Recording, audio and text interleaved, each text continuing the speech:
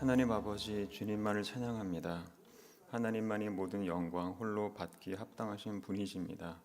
오늘도 예수의 이름만을 의지하면서 하나님의 말씀 안에 우리의 마음과 영혼을 뿌리박게 하시고 우리 안에 예수의 흔적이 드러나게 하셔서 예수님이면 충분하고 십자가면 충분한 삶이 되게 해주시옵소서.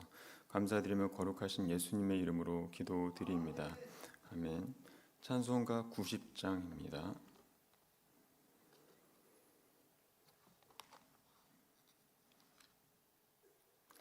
찬송가 90장입니다. 주 예수 내가 알기 전 날 먼저 사랑했네. 그 크신 사랑 나타나 내 영혼 거듭나네. 주 내 맘에 늘 계시고 나 주의 안에 있어 저 포도나무 같으니 참 좋은 나의 친구. 내 친구 되신 예수님 날 구원하시려고 그 귀한 몸을 버리사 내 죄를 대속했네. 주님을 믿으며 그 손을 의지하고 저 몸과 마음을 바쳐서 끝까지 충성하리.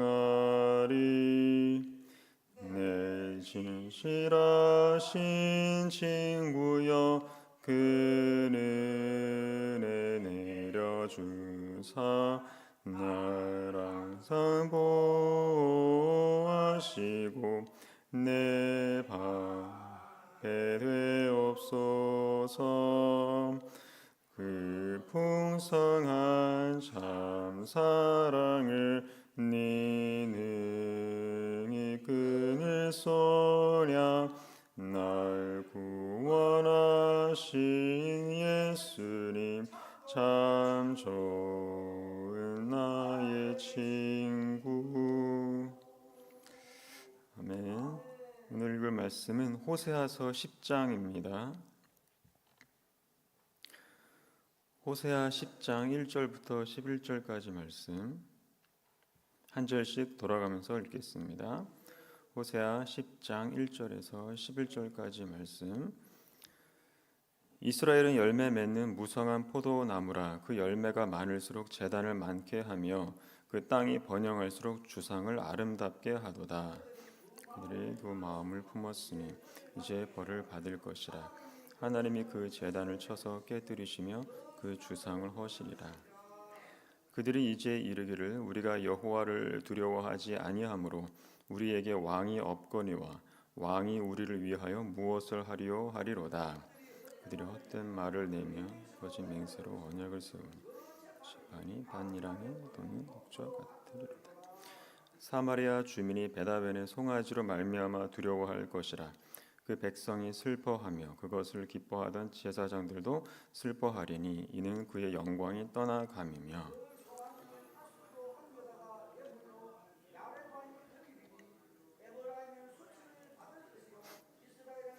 계책을 부끄러워할 것이며 사마리아 왕은 물 위에 있는 거품같이 멸망할 것이며 이스라엘의 죄 곧 아웬의 산당은 파괴되어 가시와 찔레가 그 제단 위에 날 것이며 그때에 들이 산들어 우리를 가리라 할 것이요 작은 산들어 우리 위에 무너지라 하리라.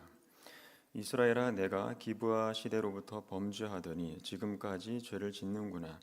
그러니 범죄한 자손들에 대한 전쟁이 어찌 기브아에서 일어나지 않겠느냐. 내가 원하는 때에 그들을 징계하리니 그들이 두 가지 죄에 걸릴 때에 만민이 모여서 그들을 치리라. 다 같이요. 에브라임은 마치 길들인 암소 같아서 혹시 밟기를 좋아하나 내가 그의 아름다운 목에 멍에를 메우고 에브라임 위에 사람을 태우리니 그다가 밭을 갈고 야곱의 흙덩이를 깨뜨리리라. 아멘. 할렐루야. 네, 오늘은 은혜의 멍에라는 제목으로 함께 은혜를 받도록 하겠습니다. 1절입니다. 이스라엘은 열매 맺는 무성한 포도나무라 그 열매가 많을수록 재단을 많게 하며 그 땅이 번영할수록 주상을 아름답게 하도다. 이스라엘은 열매 맺는 무성한 포도나무라. 이 구절은 현재의 이스라엘을 단적으로 묘사하고 있는데 호세아가 예언했을 당시에 이스라엘은 여로보암 2세 때입니다. 여로보암 2세는 이스라엘 역사상 솔로몬 다음으로 가장 번영하고 강성했던 시기였거든요. 그래서 여로보암 2세 때를 보통 은빛 시대라고 부릅니다. 그만큼 황금기를 누렸다는 뜻인 거죠. 얼마나 부유하고 사치스럽게 지냈는지는 같은 시대에 활동했던 아모스 선지자가 한 말을 보면 예측이 되는데, 아모스 6장 4절에 보면 상아 상에 누우며 침상에서 기지개 켜며 양떼에서 어린 양과 우리에서 송아지를 잡아서 먹고 비파 소리에 맞추어 노래를 지절거리며 다윗처럼 자기를 위하여 악기를 제조하며 대접으로 포도주를 마시며 귀한 기름을 몸에 바르면서 요셉의 환난에 대하여는 근심하지 아니하는 자로다. 그래서 1절에서 말한 무성한 포도나무는 겉으로는 좋아 보이지만 2절과 연계해서 봐야 그 실체를 확연하게 알 수 있습니다. 그러니까 이스라엘은 풍성한 열매를 맺는다는 건데 그 열매들은 전부 파괴되거나 빼앗기게 될 거라는 그런 말씀입니다. 왜냐하면 그 열매들은 우상을 아름답게 하는 용도로 쓰였기 때문입니다. 그러니까 이스라엘은 열매 맺는 무성한 포도나무라, 이 문장 이면에 숨겨진 진짜 뜻은 뭐냐면 이스라엘은 도둑 맞은 포도나무다. 왜냐하면 곧 다 도둑 맞을 거기 때문에 그렇습니다. 하나님께서 그렇게 만드시겠다는 겁니다. 그래서 2절에 보면 이제 벌을 받을 것이라 하나님이 그 제단을 쳐서 깨뜨리시며 이렇게 나오는 거죠. 그러면 왜 이렇게 하시는 걸까요? 1절에 보면 그 열매가 많을수록 그랬는데 원어로 보면 열매를 쌓아놓다 이런 뜻입니다. 결국 그 열매를 순전히 자기를 위해서 쌓아놓은 겁니다. 자기 개인의 영달을 위해서 오로지 자기 만족을 위해서 쌓아놓은 겁니다. 하나님과는 전혀 무관했던 거죠. 그래서 그 열매를 많이 쌓아서 뭐 했다는 겁니까? 제단을 많이 만들고 주상을, 그러니까 우상을 이제 아름답게 하는 겁니다. 그러니까 이런 꼴을 보고 하나님이 어떻게 징계를 안 하실 수 있을까요? 그러니까 열매를 무성하게 맺어서 기껏 부유하게 해줬더니 그 부로 자기들을 위해서 이제 제단을 건축하고 자기들의 안위만 신경 쓰고 하나님보다 세상 우상을 더 이제 가까이 하고 육신의 정욕과 안목의 정욕과 이생의 자랑을 위해서 그 부를 사용했다는 얘기인 거죠. 그런데 1절을 보면 열매가 일회성이 아니라는 것을 알 수 있습니다. 나무가 있는 한 열매는 이제 계속 맺을 수 있기 때문에, 그러니까 매년 반복해서 무성하게 열매를 맺고 쌓아두고 맺고 쌓아두고를 이제 반복했다는 것을 알 수 있습니다. 이 말은 하나님은 계속 참고 인내하시면서 지켜보고 계셨다는 뜻인 거죠. 그런데도 매년 정신 못 차리고 하나님 앞에 동일한 잘못을 저질러 왔다는 것을 지적하는 겁니다. 다시 말해서 그러니까 최종 심판이 있을 때까지 단 한 번도 하나님 앞에 진실하게 예배를 드리지 않았다는 뜻인 겁니다. 그러니까 호세아의 경고를 받기 이전에도 수많은 선지자의 경고를 다 무시하면서 항상 그렇게 고집을 피웠다는 얘기입니다. 왜 그랬을까요? 매년 열매를 무성하게 부하게 맺었기 때문에 그렇습니다. 부유하니까 부족함을 못 느꼈던 거죠. 우리도 똑같습니다. 사람은요, 삶에서 난관을 만나게 되면 잠시 멈추기라도 합니다. 한번 크게 숨을 고르면서 자신을 돌아보는 계기로 삼는 경우가 많거든요. 그런데 매년 별다른 난관도 없이 매년 반복적으로 부유함의 열매를 맛보게 되면 사람은 쉽게 교만해지는 거죠. 그 부유함의 출처와 근본이 하나님이라는 것을 잊지 말고 이스라엘이 계속 겸손함으로 하나님 앞에 나오기를 바라셨던 겁니다. 그런데 그 재물이 늘어나고 안락한 생활이 계속되면서 그 부유함에 안주하면서 자신을 위해서 계속 이제 쌓아두고 하나님을 이제 멀리하면서 세상을 더 이제 사랑하고 가까이 했던 겁니다. 그래서 우리는 하나님을 그렇게 열심히 섬기지 않는데도 불구하고 별다른 난관이 없다? 그거를 하나님의 은혜와 자비로 착각해서는 안 됩니다. 이게 뭔가 진실된 예배를 드리지 않고 하나님께 뭐 별로 순종하지 않는데도 뭔가 이렇게 매년 일이 잘 풀리고 이게 큰 시련이 없다고 해서 그거를 하나님의 은혜라고 착각을 해서는 안 된다는 겁니다. 하나님은 목석이 아니세요. 하나님은 살아계신 하나님입니다. 그 하나님은 오래도록 참고 인내하시면서 지켜보고 계시다는 겁니다. 그러니까 스스로 뉘우치도록 시간의 여유를 주시는 겁니다. 그 하나님의 인내 앞에 이스라엘처럼 고집을 피워서는 안 된다는 거죠. 그러니까 인내 끝에는 결국 최종 심판이 있는데 그게 이제 2절의 내용입니다. 2절입니다. 그들이 두 마음을 품었으니 이제 벌을 받을 것이라 하나님이 그 제단을 쳐서 깨뜨리시며 그 주상을 허시리라. 여기서 두 마음을 품었다는 것은 하나님과 우상을 말합니다. 죄송하지만 이 시대의 성도들도 대부분 다 우상이 있습니다. 우상이 없는 사람은 거의 없습니다.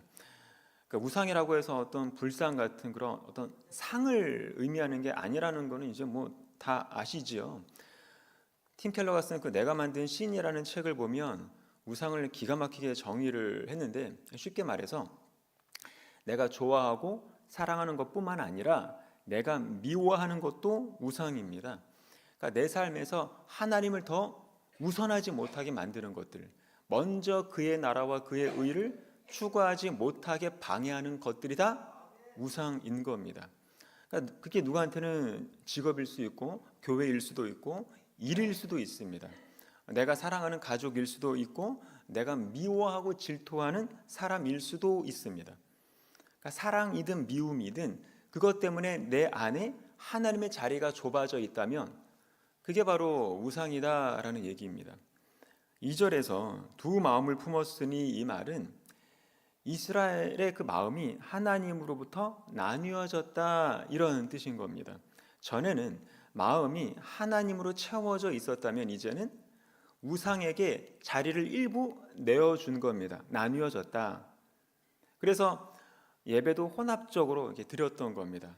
지금 이스라엘이 가장 우선시해야 될 것은 뭐냐면 하나님께만 신실하게 매달리는 겁니다.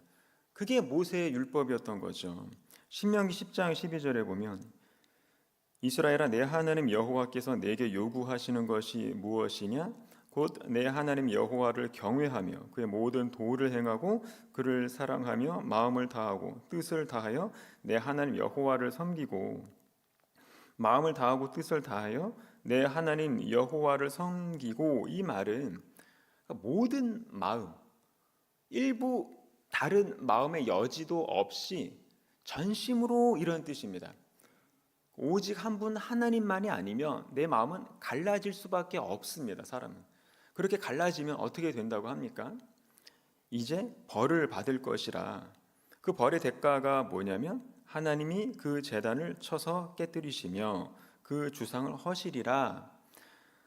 여기서 말하는 제단과 주상은 부유함의 열매로 만든 결과물이잖아요. 1절에 보면 그러니까 인간적으로 보면 자랑스러운 결과물이었던 거죠. 그런데 그 모든 인본주의적인 결과물을 다 없애버리겠다는 겁니다. 그래서 우리 스스로를 돌아보시기를 바랍니다. 뭘 위해서, 뭘 목적으로 살아가고 있는가. 내가 목적하는 그 결과물이 하나님의 영광과 상관이 없다면 죄송하지만 하나님의 형벌의 대상밖에 안 된다는 자각이 있어야 됩니다. 그러니까 인간적으로는 칭송을 받고 자랑스러워할지는 몰라도 하나님의 시각에서는 쳐서 깨뜨리고 허무시는 대상일 뿐이라는 거죠. 4절입니다.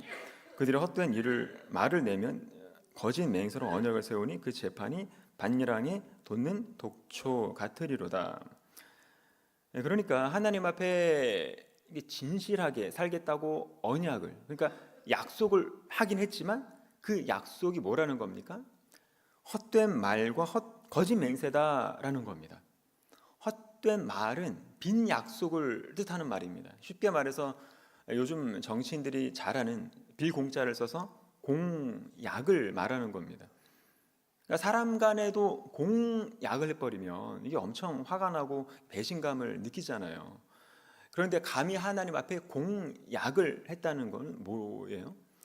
하나님 앞에 공약을 했을 때 하나님도 똑같이 갚으신다고 말하는데 4절에 보면 그 심판이 반일항에 돋는 독초 같으리로다. 그냥 밭이 아니라 반일항이라고 한 이유는 뭘까요? 반일항은 뭐냐면 밭을 다 일구어낸 상태의 밭을 말하는 겁니다. 그러니까 밭을 고르고 골라서 좋은 열매를 맺을 수 있도록 최적의 상태로 만들어 놓은 밭, 그게 반일항인 거죠. 그러면 그런 곳에 씨앗을 뿌리면 당연히 풍성한 열매를 맺게 되는 겁니다. 그게 자연의 이치거든요. 그런데 지금 그런 반일항에 씨앗을 아무리 뿌려대도 뭘 맺는다는 겁니까? 독초를 맺는다는 겁니다.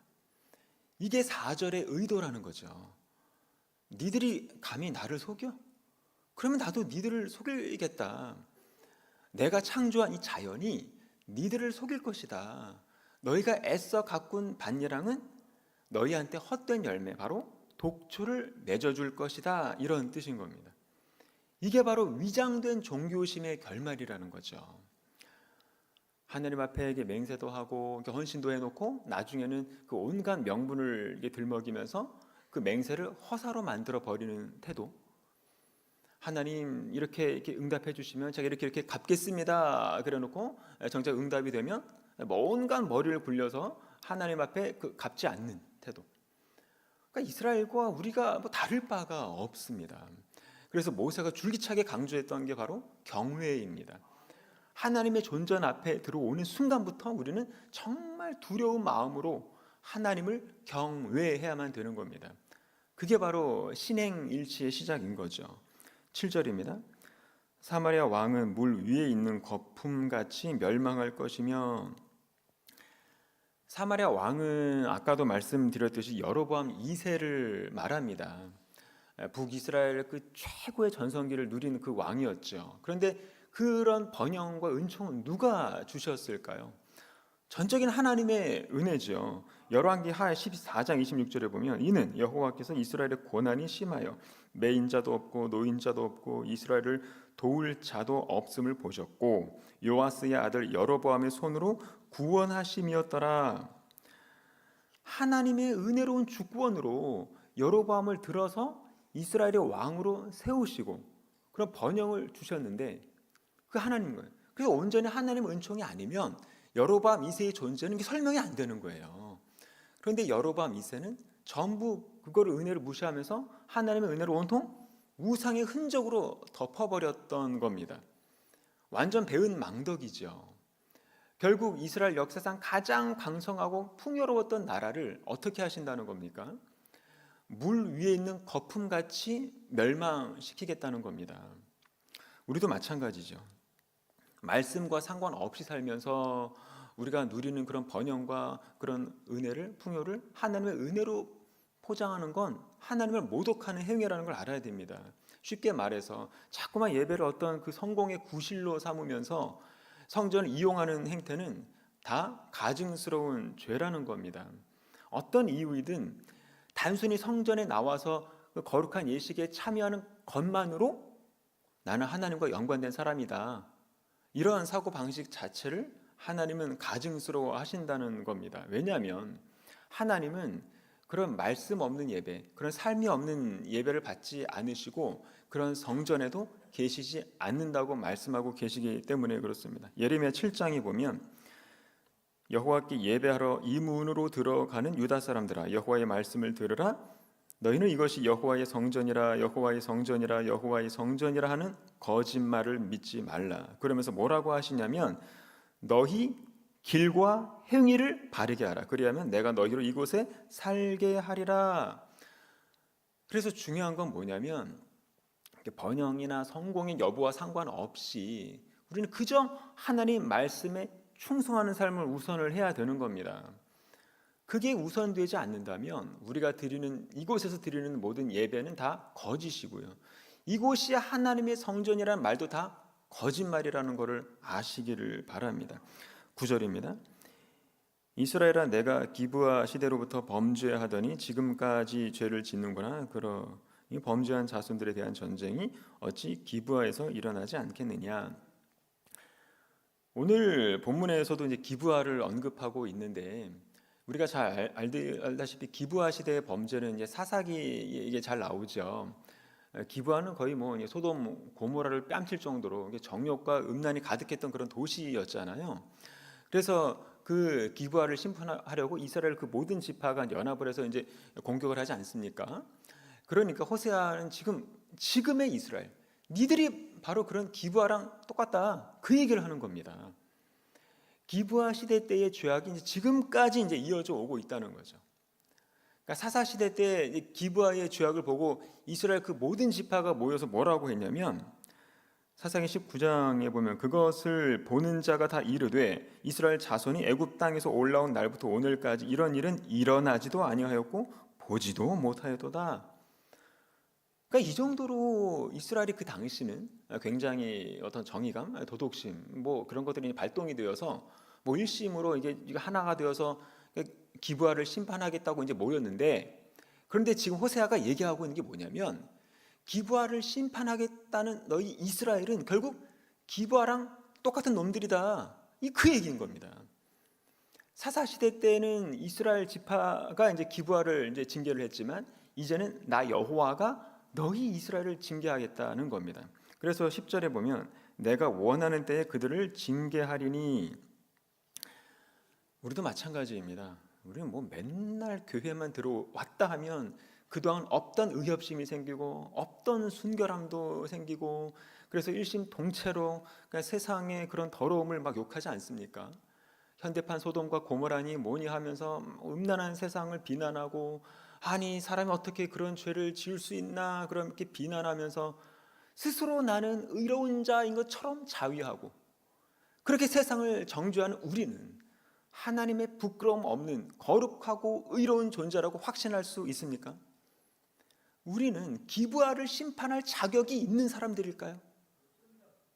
그래서 중요한 건 뭐냐면 불순종, 불신앙, 불경건 앞에서 애통하면서 내가 먼저 하나님 앞에 회개하면서 나와야 되는 겁니다. 정죄가 아니라.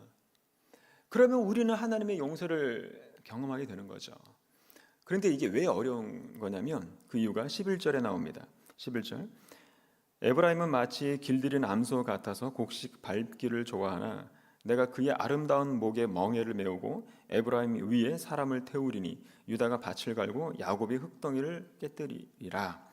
여기 보면 두 개의 동사가 대조가 되고 있는데 곡식 밟다 그리고 밭을 갈다. 잘 알다시피 곡식을 밟는 일보다는 밭을 가는 일이 훨씬 더 힘든 일입니다. 밭을 이제 갈 경우 이제 두 마리 소가 꼼짝 못하게 묶여서 이끄는 대로 이제 순종을 하게 되죠. 그런데 곡식을 밟는 일, 그러니까 타작을 하는 경우에는 소가 묶일 일도 없고 상대적으로 힘들지 않습니다. 그러니까 11절은 뭐냐면 에브라임은 쉽고 편한 곡식 밟기만을 좋아했다는 겁니다. 쉽게 말해서 이스라엘은 하나님을 예배하노라 말하지만 제대로 된 성전도 없이 예배의 모든 그런 경건한 규칙도 다 무시하고 멍에도 매려고 하지 않고 그냥 곡식만 밟듯이 편하게 재미로 성전만 왔다 갔다 하면서 내 마당만 밟을 뿐이다, 이런 겁니다. 그러니까 이런 모습은 예배를 안 드리는 것도 아니고 뭐 그렇다고 예배를 드리는 것도 아니고 진리의 말씀을 부정하는 것은 아니지만 그 진리 앞에 순종하면서 헌신하는 것은 또 부담스러워하는, 쉽게 말해서 편하게 성전 마당만 밟고 왔다 갔다만 하고 싶어하는 이 시대의 그리스도인들의 모습을 통렬하게 꼬집는 구절이라는 거죠. 그러니까 자기들 편한 대로 신앙생활은 하고 싶고, 그렇다고 너무 이렇게 많은 헌신을 요구하면 극렬하게 저항하면서 자기들 입맛대로 교회를 좌지우지하고 싶어하는 위선자들의 모습을 지적하고 있는 겁니다. 이런 위선적인 신앙인들 유심히 보면요, 순종하는 척하지만 하나님 앞에 전혀 순종하지 않습니다. 11절에서 호세아가 지적하는 게 바로 그겁니다. 위선적인 섬김. 전혀 멍에를 매려고 하지 않고 길들여지지도 않습니다.